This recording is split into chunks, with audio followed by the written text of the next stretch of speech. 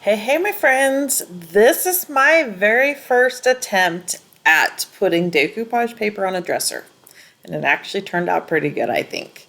I am using the iron-on method, which this is my first one, so I will tell you what I did that was a mistake. I used Mod Podge instead of the top coat that goes with my paint, which it doesn't look bad. It's just over time it will yellow. So what I did was 2 coats of the Mod Podge to let it dry. So what you should do instead is 2 coats of top coat and let it dry.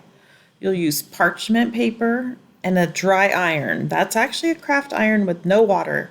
Doesn't have water, that's not an option. You can use your regular iron with no water and no steam and do exactly the same thing. I did pre-cut my pieces to fit this drawers because it was a little cumbersome to try and put it on and then cut it. So I did the cutting beforehand. I used the rad pad and just sanded the edge off. This piece is going on the top, and I meant for the sunflower to go on the other side. But it's okay, it still turned out pretty cute. I did put the Mod Podge on the top, 2 layers, let them dry, and then I just ironed it right on. Nice and smooth. That is the smoothest, easiest way to put on decoupage paper on furniture. I went ahead and did all of the drawers. This piece was tricky. It was started as it's a maple kind of little tiny dresser, and we painted it in midnight with rethunk junk.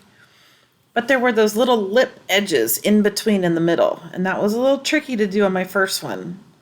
But I did it, and you can do it too. It's really not hard. If you feel more comfortable, do something smaller in this method and then work to the dresser. But if you have a flat surface, especially like the top, super, super simple. And it gives such a great look. I ended up going back over this with Rethunk Junk's metallic in gold, and I added some highlights through the whole dresser.